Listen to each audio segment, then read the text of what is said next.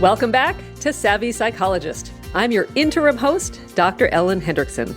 And for the next few weeks, I'll help you face life's challenges with evidence-based approaches, a sympathetic ear, and zero judgment. Self-compassion intuitively sounds great. And in a challenging and competitive world, who couldn't use a little more compassion for themselves? The data say it's great too, like a meta-analysis of more than 16,000 people over nearly 80 studies that found a robust connection between self-compassion and well-being. Formally defined, self-compassion means treating yourself with kindness and understanding in the face of failures or shortcomings instead of being harsh and critical of yourself. It seems simple enough, but like confidence or authenticity, self-compassion is one of those things that's easy to understand, but way harder to implement in real life. Those of us with a strong inner critic have a particularly hard time with self-compassion. Why? Well, self-compassion, as defined by researcher Dr. Kristin Neff, consists of three components: self-kindness, non-judgmental mindfulness, and connection to the larger human experience. But those of us who are wired to be our own worst critics are reverse-threaded on all three of those things. We're tough on ourselves rather than kind, fault-finding rather than non-judgmental, and see our struggles as shortcomings that isolate us rather than common experiences that connect us to others. In short, self-compassion is the opposite of self-criticism in not one, but all three ways. No wonder we faceplant when we try it. Therefore, this week, let's cover 3 truths about self-compassion that helped me understand and implement self-compassion in both my clinical practice and my life. I hope they're helpful to you too. Truth number 1 is self-compassion starts with turning towards our own pain, stress, and anxiety rather than avoiding it.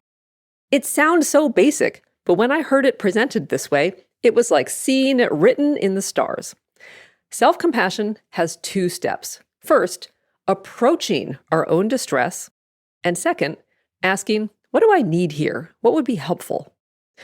Picture an old-fashioned butler with a white cloth draped over their forearm. They pick up on your body language or facial expression. They intuit you need something. Then they approach and ask with a regal bow, how can I help you? This is not what those of us with tough inner critics typically do. Usually, when we start to spiral, feel inadequate, or our inner critic gets loud, we move away from our pain.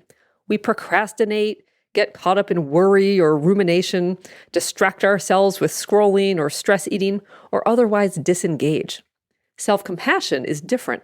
It's turning toward our distress. It's a willingness to engage in order to offer ourselves care. Truth number 2. Self-compassion isn't just talking to ourselves like a good friend. Self-compassion is often described as talking to ourselves as we talk to a friend. It harnesses our tendency to be kind and supportive to others. This can work wonders, but it's not for everyone. When I used to try to guide self-critical therapy clients through this technique, they'd start off kind, but quickly utter the unmagic word, but, and negate all their newfound self-compassion. Like, this is a big challenge and you've been working so hard, but you really should have known better. Thankfully, self-compassion can go beyond self-talk. Specifically, self-compassion can be actions. Self-compassion can be taking time to savor our coffee in the morning, prioritizing enough sleep, asking for help, or making ourselves go to the gym because we know from experience we'll feel better after a few rounds with a kettlebell. Self-compassion can also be permission not to take action. Self-compassion can be permission to rest, permission to slow down, permission not to do all the things we expect of ourselves. Indeed, self-compassion can be allowing ourselves to skip the gym because what we need more than a few rounds with a kettlebell is an hour of rest. Self-compassion can be permission not to meet our standards all the time. In a study in the Journal of Social and Clinical Psychology, researchers asked undergraduate women to eat a donut and then participate in what was described as a taste test of different candies.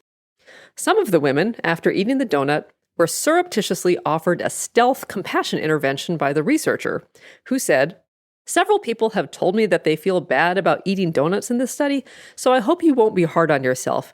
Everyone eats unhealthily sometimes, and everyone in the study eats this stuff, so I don't think there's any reason to feel really bad about it.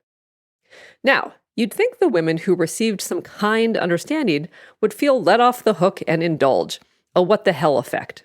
But it was the opposite. The women who got a shot of compassion, even just in casual conversation, ate significantly less candy than those who didn't get the understanding statement. The conclusion? Far from being self-indulgent, self-compassion helps us stay on track. And finally, truth number 3, treat yourself like a sunset, not a math problem. Here is the question that made me understand self-compassion at a conceptual level. Are you a math problem or a sunset? Wait, what? Well, this question comes from Dr. Kelly Wilson, professor emeritus at the University of Mississippi and bigwig in a therapy orientation called acceptance and commitment therapy. Here's what his question implies. A math problem needs to be solved. It takes work. We need to expend time and energy making it better. It's exactly that, a problem. By contrast, we appreciate the sunset. We observe what's there and say, oh wow, how beautiful, nice. Importantly, we don't look at the sunset and try to improve it.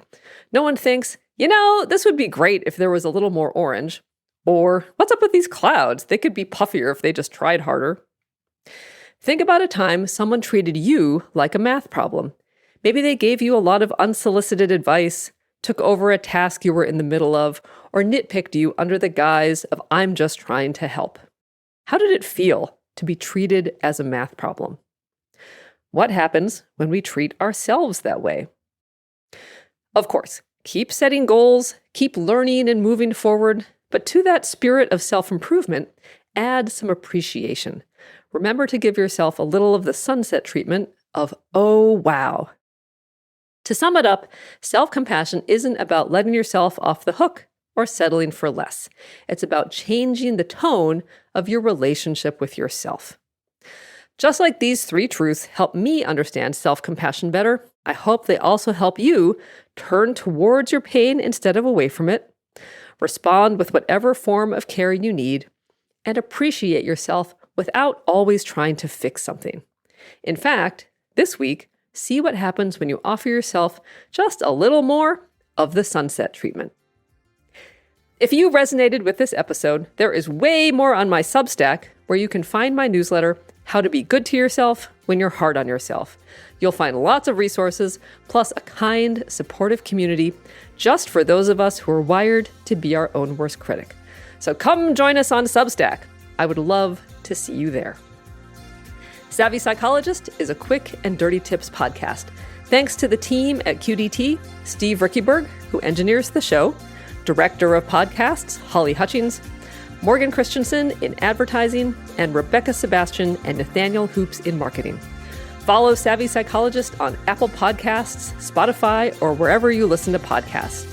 And next week, Dr. Jade Wu returns with some more great sleep tips, so be sure to tune in for that.